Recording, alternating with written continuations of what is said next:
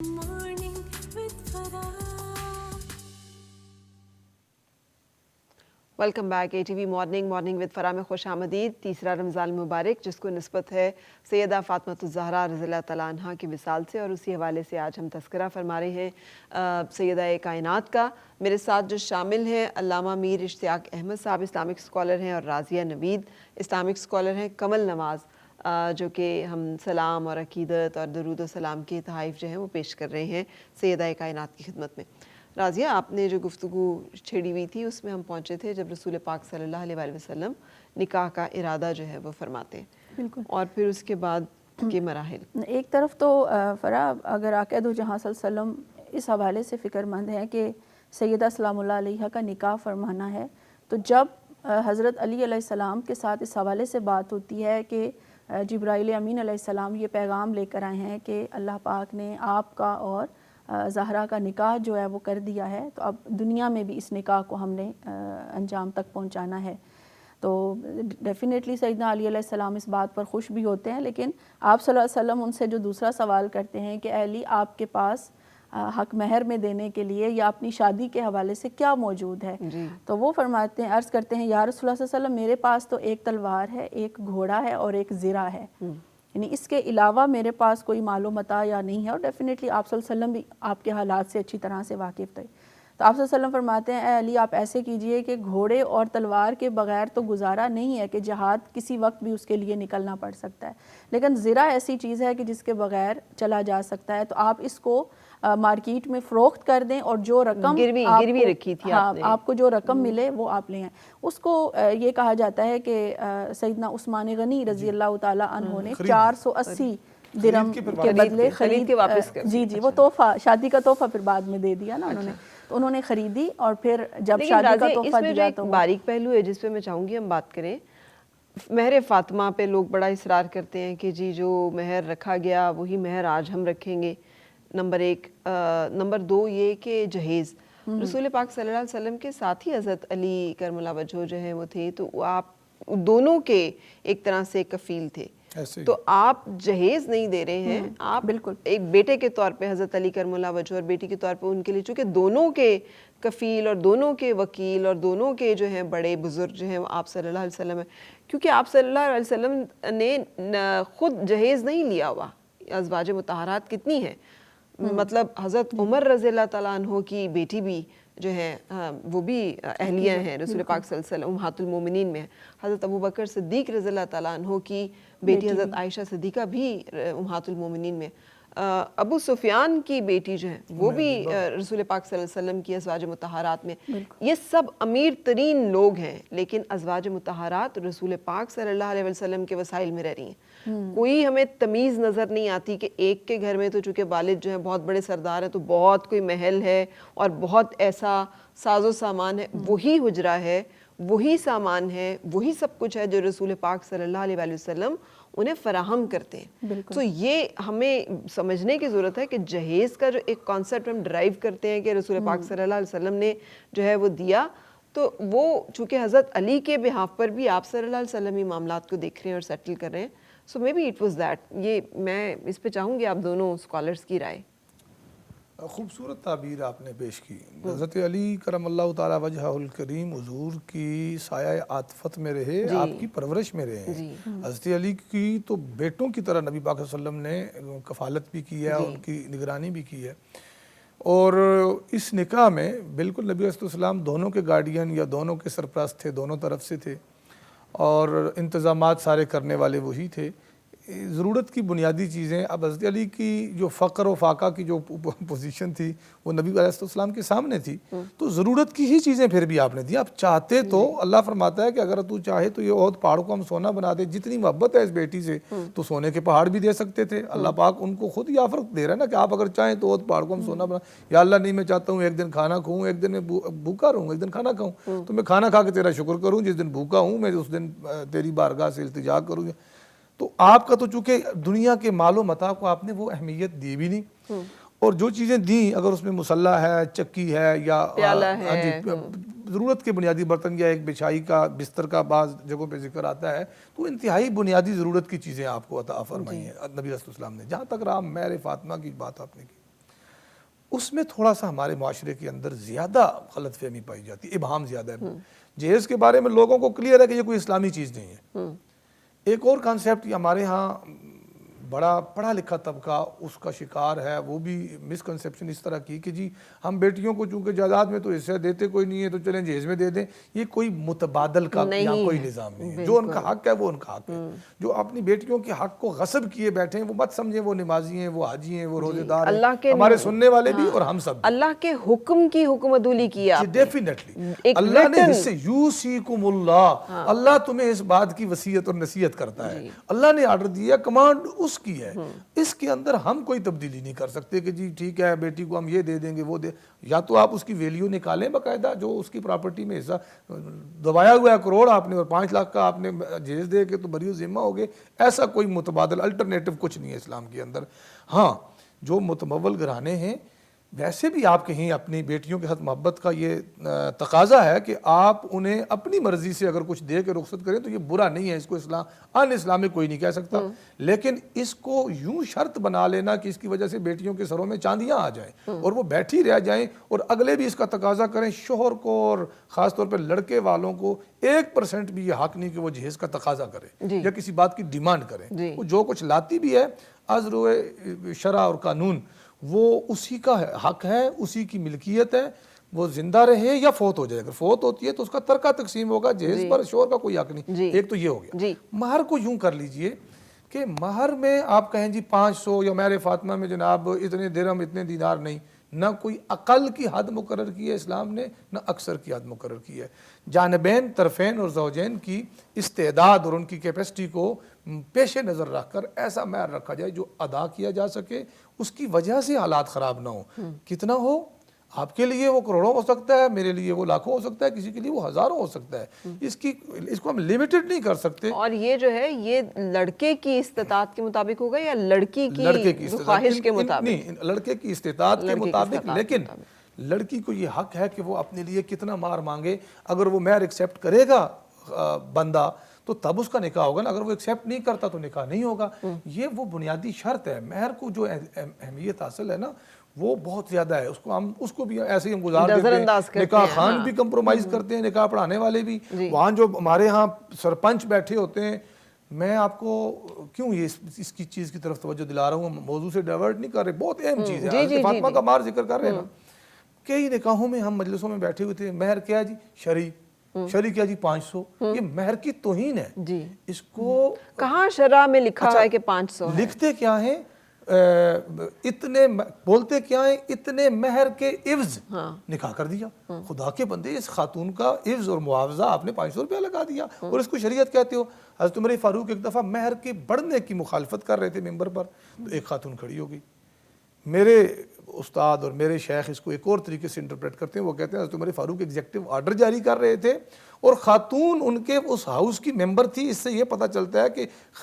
عمر جیسے بہادر جری اور دبدبے والے خلیفے کی پارلیمنٹ کے اندر بھی عورت کو اس زمانے میں بھی یہ حق اسلام نے دیا تھا کہ وہ کھڑی ہو کے اوبجیکشن کر سکے۔ ایک عورت کھڑی ہوئی، اس نے کہا اللہ ہمیں خزانے دیتا ہے اور عمر منع کرتا ہے۔ تو آپ نے پوچھا وہ کیسے؟ تو اس نے آیت پڑھی سورہ نساء کی کہ وَإِنَّ رَدتُّمُ اسْتِبْدَالَ زَوْجٍ مَكَانَ زَوْجٍ وَآتَيْتُمْ إِحْدَاهُنَّ قِنطَارًا، اگر ایک بیوی کی جگہ دوسری بیوی لانا چاہو تو پہلی کو تم نے خزانے بھی دیے ہوں تو واپس نہ لو، خزانے ڈھیر سونے چاندی کے بھی دیے ہوں۔ تو مہر یعنی صرف یہ نہیں کہ لڑکے کی استعداد، لڑکی اپنا مہر وہ 10 لاکھ رکھنا چاہے تو اس کو یہ حق ہے، کمپرومائز کر لیں، گیو اینڈ ٹیک کر لیں، کسی چیز کے اوپر وہ ایگری کر لیں تو ٹھیک ہے، ورنہ جو اس نے مانگا ہے یا اس نے تسلیم کر لیا ہے بندے نے، جب تک وہ پے نہیں کرتا تو وہ اس کے اوپر واجب الادا ہے اور اس کی حقوق بحیثیت شور اس خاتون کے اوپر محدود ہو جائیں گے۔ جی وہ ہاتھ نہیں لگا سکتا، ڈیفینیٹلی روک نہیں سکتا کہ باہر نہ جاؤ، ابا کے گھر نہ جاؤ، چاچا کے گھر نہ جاؤ، کچھ اس کے اوپر اختیارات اس کے ختم ہو جائیں گے، نکاح معلق ہو جائے گا۔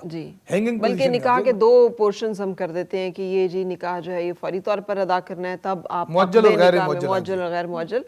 یہ بھی ہم نے پھر اس کے بعد اس میں کیا، حالانکہ ٹھیک ہے کہ اس کی تفصیل میں ہم نہیں جاتے ابھی، لیکن یہ بہت ڈیلیکیٹ ڈیٹیلز ہیں جس کی کہ ہمیں رسول پاک صلی اللہ علیہ وسلم کی خانگی زندگی سے مثالیں ملتی ہیں۔ اور راضیہ آپ نے چونکہ یہ بات یہاں پہ ایشو جو ہے اس کو سامنے لے کر آئی ہیں اور اس پہ بات کی ہے، تو وہ جہیز کی جو ہم بات کر رہے تھے کہ ایک ہمیں یہ بھی پتہ چلتا ہے کہ رسول پاک صلی اللہ علیہ وسلم نے خود اپنے لیے اپنی ازواج مطہرات میں کسی سے جہیز نہیں لیا. بالکل. حالانکہ سب بہت بڑی بڑی سرداران کی بیٹیاں ہیں, وہ چاہیں تو محلات جو ہیں وہ ان کے والد انہیں دے سکتے ہیں, جو اپنا سارا مال اللہ کی راہ میں دے سکتے ہیں. کیا وہ اپنی بیٹی کو کچھ نہیں؟ لیکن آپ صلی اللہ علیہ وسلم نے یہ سیٹ اپ ہی نہیں ہے اسلام کا کہ عورت کچھ لے کر آئے, مرد کی ذمہ داری ہے. تو آپ صلی اللہ علیہ وسلم حضرت علی کے بہاف پہ انہی کے مال سے گزرا بیچ کر تو گھر کا ساز و سامان لے کر تو سیٹ اپ کر رہے ہیں. بلکہ فرح اسی میں ہی جو ایک پوائنٹ میں ہائی لائٹ کرنا چاہ رہی تھی کہ اس میں بھی جو ساز و سامان خریدا گیا وہ نبی اکرم صلی اللہ علیہ وسلم نے خود نہیں خریدا. یعنی وہ جو زرہ تھی نا بیچی گئی, وہاں سے سب سے پہلے آپ صلی اللہ علیہ وسلم نے گھر کا کچھ سامان لانے کے لیے حضرت علی علیہ السلام کو فرمایا کہ آپ یہ چیزیں جو ہیں وہ لے کر آئیں. سلمہ کو کہا تھا پھر کہ آپ لا دیجئے. بالکل, انہوں نے پھر وہ ساری سپورٹ کی تھی نا. تو بنیادی چیز یہی ہے کہ مرد جو ہے وہ اپنے مال کے ذریعے اور جو بھی سیٹ اپ وہ بناتا ہے وہ اس کے ذریعے اس گھر کو مضبوط کرتا ہے. اور عورت جو ہے آیت مبارکہ ہے کہ تم اپنے مال کے ذریعے جن کو نکاح میں لاتے ہو, یعنی مرد جو ہے وہ اپنی استطاعت اپنے مالی حیثیت کے ذریعے نکاح جو ہے وہ عورت کو اپنے عقد نکاح میں لے کر آتا ہے. بالکل ایسے ہی یہ قرآن کی ایک آیت مبارکہ ہے. بالکل ایسے ہی. اور عورت جو ہے وہ بنیادی طور پر پھر اللہ پاک نے اس کو جو صلاحیتیں دی ہیں اس کے مطابق وہ اس گھر کو مزید خوبصورت بناتی ہے, پرسکون بناتی ہے. اب یہی چیز آپ دیکھیں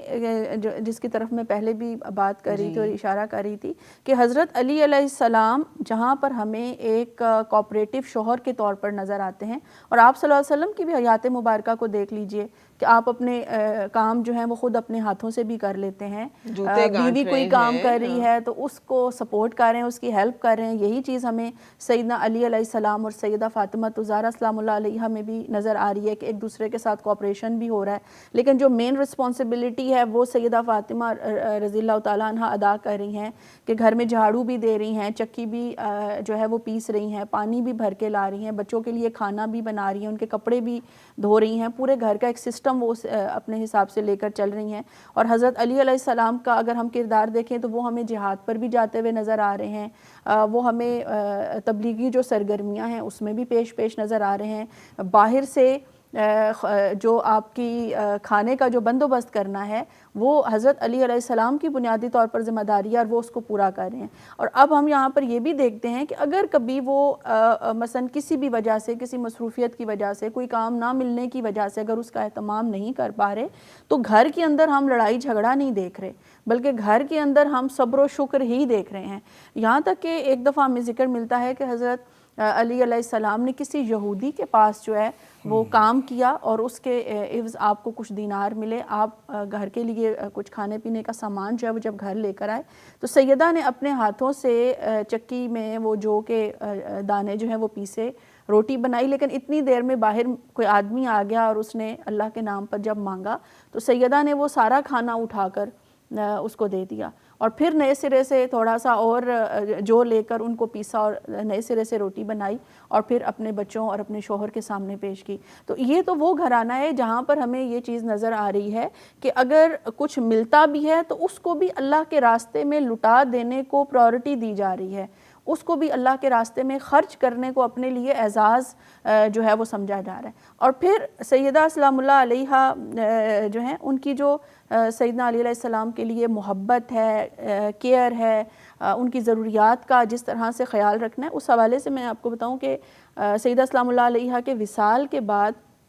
کافی عرصہ گزر جانے کے بعد کسی نے سیدنا علی علیہ السلام سے سوال کیا کہ سیدہ کیسی زوجہ تھیں, کیسی بیوی تھیں؟ تو آپ رضی اللہ تعالیٰ عنہ فرمانے لگے کہ میرا جو گھر ہے وہ آج بھی سیدہ کے کردار اور اخلاق کی خوشبو سے مہک رہا ہے. یعنی اتنا عرصہ گزر جانے کے باوجود بھی سیدہ کا جو اخلاق ہے, جو کردار ہے, وہ آپ کے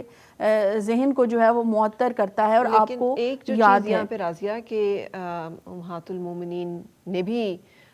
ایک دفعہ جو ایک روایت اور واقعہ معلوم ہے, میں دونوں اسکالرس کے سامنے کی رائے اس میں لوں گی, کہ کنیزیں آتی ہیں, لونڈیاں ملتی ہیں اور حضرت علی کرم اللہ وجہہ ہی حضرت سیدہ فاطمہ الزہرا سے کہتے ہیں کہ آپ اتنی مشقت اور اتنی جو ہے گھر کی ذمہ داری اتنی مشکل ہے, ظاہر ہے زچگی بینگ وومن آپ انڈرسٹینڈ کر سکتے ہیں کہ پے در پہ مطلب اوپر نیچے کی اولاد ہے، حضرت امام حسن اور امام حسین جو بہت فاصلہ نہیں ہے ان میں، تو زچگی کے مراحل بھی ہیں، پھر زندگی کی اور جو ہے وہ ہیلتھ ایشوز بھی ساتھ ہوں گے ڈیفینیٹلی، اور اس کے ساتھ گھر کی اتنی بھاری ذمہ داری جس میں آج کل کی طرح نہیں ہے، چکی بھی چلانی ہے، پانی کا بھی آنا ہے کہیں سے، کنویں سے وہ بھی آنا ہے، اور صفائی اور بہت سارے کام ہیں جو کہ بہت مشکل ہے. تو آپ جاتی ہیں والد کے پاس تو تمام ڈسٹریبیوشنز ہو چکی ہیں، تو رسول پاک صلی اللہ علیہ وسلم آپ کو تسبیح فاطمہ عطا کرتے ہیں کہ تم مطلب ہے کہ 33 بار الحمدللہ، 33 بار سبحان اللہ، 34 بار اللہ اکبر جو ہے وہ پڑھ لیا کرو. اور آپ جو ہے واپس آتی ہیں تو پوچھتے ہیں کہ آپ کو کنیز ملی تو نہیں. تو ساری زندگی جو کنیز جو لونڈی خدمتگار جو ساتھ ہوئی وہ حضرت علی کرم اللہ وجہہ کی تھی. حضرت سیدہ فاطمہ الزہرا رضی اللہ تعالیٰ عنہ کو ساری زندگی اپنی ان کے پاس جو کہتے ہیں خدمتگار وہ نہیں تھی. میں علامہ صاحب ایک بات اور بھی نبی صلی اللہ علیہ وسلم نے ارشاد فرمائی کہ میں اس سے بہتر تمہیں دے دیتا ہوں. لیکن ایک بات اور بھی یہاں ملتی ہے کہ حضور علیہ السلام نے ارشاد فرمایا کہ کیا مدینے کے ہر گھر کے اندر لونڈی موجود ہے؟ چونکہ آپ یہاں بات بحیثیت ہیڈ آف دی اسٹیٹ کر رہے ہیں، ایک والد کی حیثیت سے نہیں. یہ جو خواتین یا لونڈیاں آتی تھیں وہ اسٹیٹ کی پراپرٹی ہوتی تھی، نہ کہ ان کے نبی السلام کی ذاتی. ویسے تو حضور ہم سب کے اور ہماری جانوں اور ہمارے ایمان کے وارث مالک ہیں، لیکن وہ جو آپ کے حقوق تھے نا بحیثیت ہیڈ آف دا اسٹیٹ، تو آپ نے فرمایا اگر میں ہر گھر کو لونڈی پرووائڈ کر سکوں تو پھر فاطمہ تجھے بھی دے دی جائے گی. لیکن اس تخصیص کے ساتھ نہیں کہ میری بیٹی آئی ہے تو اس کو مل گئی. جو جس کی ضرورت کا جس کا حصہ یا جس کا حق تھا جنگ میں شرکاء کے حوالے سے یا دیگر ان کو دے دیا گیا. تو ایک طرف محبت کی انتہا کیا ہے کہ اپنی جان سے بڑھ کر میرے ماں باپ تجھ پر قربان، دوسری طرف میرٹ کو قائم کرنے کا نبی علیہ السلام کا پیمانہ یہ ہے کہ جب میں باقی سب کو نہیں دے سکتا، باقی خواتین گھروں میں کام کرتی ہیں، تو فاطمہ آپ کو بھی اپنے گھر میں کام کرنا ہے. اور دیگر جو خدمت گاروں میں آپ کی ایک دو ہی خواتین کا خاص طور پر ذکر ملتا ہے، وہ ایسے ہی ہے کہ اب حضرت علی کرم اللہ تعالیٰ وجہہ الکریم اگر جاتے ہیں جنگ جہاد میں تو غنیمت یا اس باقی یہ جو لونڈیوں کا جو کانسیپٹ تھا یا غلاموں کا، تو ڈیفینیٹلی انہی کے راستے سے وہ آنی تھی. آپ خود سے کسی کو ہائر تو کر نہیں سکتی تھی. اور غلامی کو تو اسلام نے آہستہ آہستہ کر کے ختم کیا ہے، خود خریداری کو پروموٹ نہیں کیا، بلکہ مختلف طریقوں سے کہ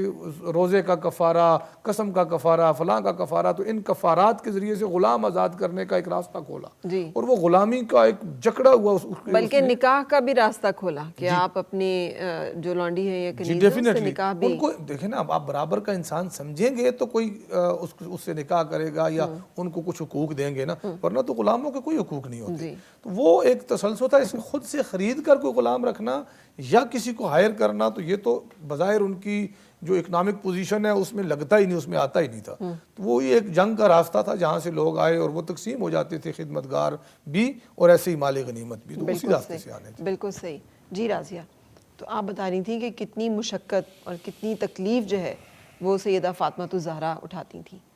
اب وہی میں عرض کر رہی تھی کہ سیدنا علی علیہ السلام کے گھر کو انہوں نے اپنی محبت سے اس طرح سے خوبصورت بنایا کہ پھر کئی سالوں بعد بھی جب آپ سے پوچھا گیا تو آپ نے کہا کہ ان کی اخلاق اور کردار کی خوشبو آج بھی میرے گھر میں محسوس ہوتی ہے. تو یہ فرا ہمیں یہ چیز سمجھنے کی ضرورت ہے کہ بنیادی طور پر اللہ نے مرد اور عورت کے درمیان جو نکاح کا یہ جو رشتہ بنایا ہے نا، اس کے پیچھے کوئی حکمت پوشیدہ ہے. یہاں پر نہ کوئی مقابلہ بازی ہے، نہ یہ چیز ہے کہ کون بڑا ہے کون چھوٹا ہے، کس کا مرتبہ اونچا ہے کس کا مرتبہ نیچے. نہیں، اللہ تعالیٰ نے مرد کو اس نے جو کچھ معاشرے میں اپنا کردار سر انجام دینا تھا اس کے مطابق صلاحیتیں، طاقت، قوت، جو بھی آپ کہہ لیجئے وہ عطا فرمایا. اور جو رول عورت نے اس معاشرے کے اندر کرنا تھا، ادا کرنا تھا، اللہ پاک نے اس کے مطابق عورت کو جو ہے وہ بنایا. اب کیونکہ معاشرے کے اندر دوڑ یہ لگ گئی ہے کہ ایک تو دونوں برابر ہیں، دوسرا پھر یہ کہ اگر تم یہ نہیں کر رہے ہو تو میں یہ کیوں کروں، یہ میری ذمہ داری ہے. اگر اسلام یا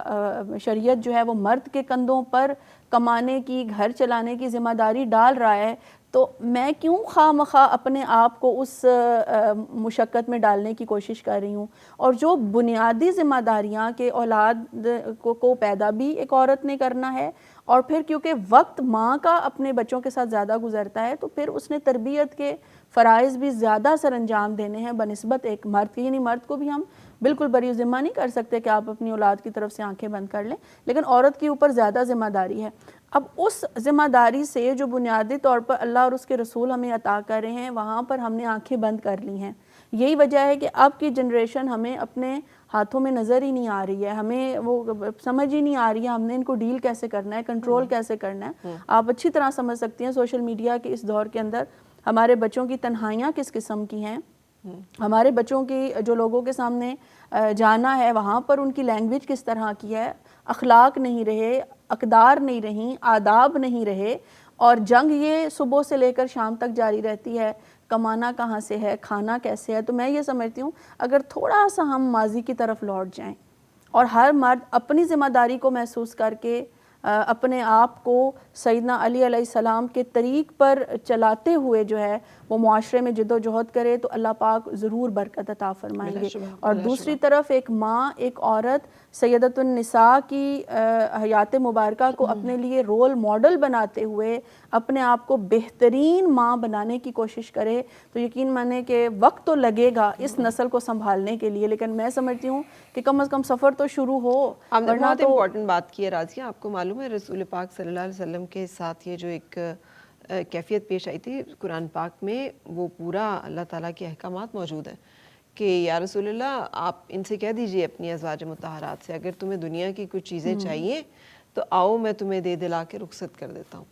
یعنی آپ اپنے شوہر سے اس کی استطاعت سے یا اس کو تنگ نہیں کر سکتے اس معاملے پہ کہ تمہارے پاس تو یہ نہیں ہے, مجھے تو وہ بھی چاہیے, مجھے تو وہ بھی چاہیے. اگر ازواج مطہرات اور رسول پاک صلی اللہ علیہ وسلم کے اہل خانہ جو کہ ہمارے لیے اتنی روشن مثال ہیں, اگر ان کے لیے یہ حکم آئے تو اس کا مطلب ہے تمام خواتین کے لیے انڈائریکٹلی ہے نا کہ آپ نہیں, آپ مطلب ایک لمٹ کے اندر ہیں. لیکن رسول پاک صلی اللہ علیہ وسلم اور امہات المومنین کا تو معاملہ ہی الگ ہے, لیکن ہمیں اس سے گائیڈنس تو مل رہی ہے. آپ دیکھیں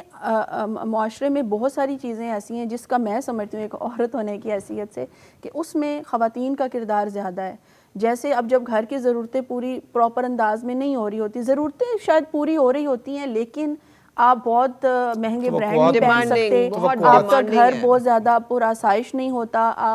آپ کا شوہر آپ کو یہ چیزیں پرووائڈ نہیں کر پا رہا ہوتا تو پھر صبح و شام اس کے ساتھ جھگڑا ہو رہا ہے. اب وہ باہر کرپشن کرنے پر مجبور ہو جائے گا, وہ حرام کھانے پر مجبور ہو جائے گا کیونکہ اس نے گھر میں سکون رکھنا ہے نا. وہ باہر ایک یعنی جنگ لڑ کر آتا ہے, پھر ایک جنگ اس کو گھر کے اندر بھی لڑنی پڑ رہی ہوتی ہے. تو یہاں پر میں سمجھتی ہوں ہم خواتین کے اوپر یہ ذمہ داری زیادہ عائد ہوتی ہے کہ ہم اس بات کو سمجھیں کہ یہ جو حرام کا ایک لقمہ کوئی کھاتا ہے نا تو آپ صلی اللہ علیہ وسلم نے فرمایا اس کے اوپر جنت کا دروازہ بند ہو جاتا ہے اور محرک ہوتا ہے. کہاں ایک ہوتا ہے ایک بندہ جو کہ ایکشن کر رہا ہے اور ایک محرک. اگر آپ محرک ہیں, اگر آپ اس فیل جو بھی کوئی بندہ کر رہا ہے حرام وہ کما رہا ہے لیکن آپ اس کی ریزن ہیں, آپ اس کا سپورٹ ہیں, تو جرم اور معاونت جرم ہم دونوں کو جانتے ہیں کہ وہ کیا ہے. بالکل, جب اس کی سزا ہے تو پھر دونوں کے لیے ہوگی. تو ہم اس سے بری زمانی ہو سکتے ہیں. ہم آج سیدہ کائنات سیدہ فاطمہ الزہرا رضی اللہ تعالیٰ عنہا کی ذات اور ان کی زندگی کے مختلف گوشوں پہ بات کر رہے ہیں کیونکہ آج ان کا یوم مثال ہے اور کنول بھی موجود ہیں. تو کنول میں چاہوں گی کہ کچھ سلام پیش کرتے ہوئے, درود و سلام پیش کرتے ہوئے ہم بریک کی طرف چلیں. صلی علی نبینا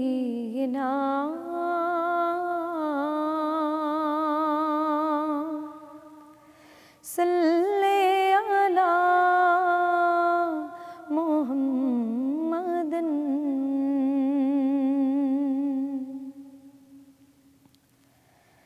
السلام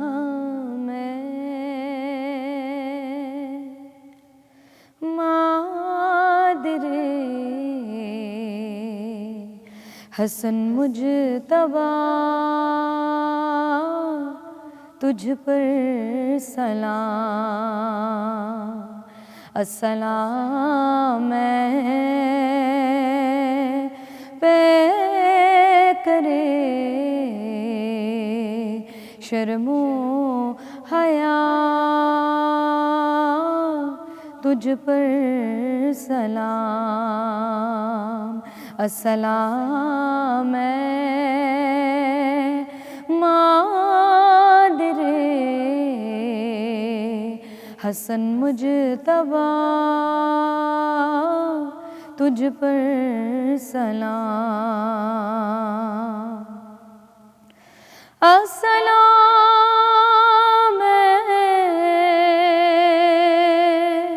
سیدہ خیر النساء،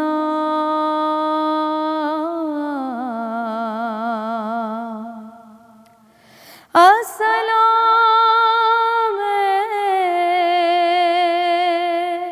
سیدہ خیر النساء،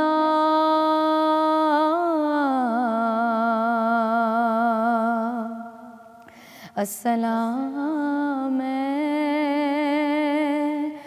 بانوے شیر خدا،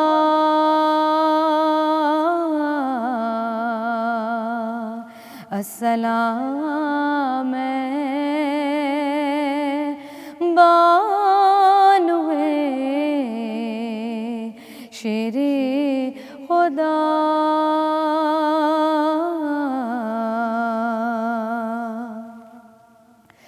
بسد جز و عقیدت عظمتوں کی نشانی کو سلام، بسد جز و عقیدت عظمتوں کی نشانی کو سلام، مصطفیٰ کے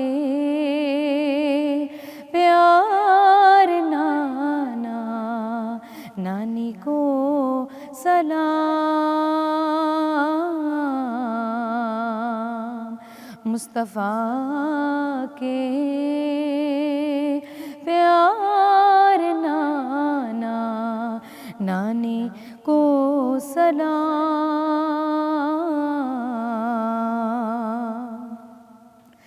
رہتے دنیا تک رہے گا آمنہ کے لال کو سلام، رہتے دنیا تک رہے گا آپ آمنہ کے لال کو سلام، مصطفیٰ کی ساری اجمل آل کو سلام، مصطفیٰ کی ساری اجمل آل کو سلام، السلام مادر حسن مجتبی، تجھ پر سلام، السلام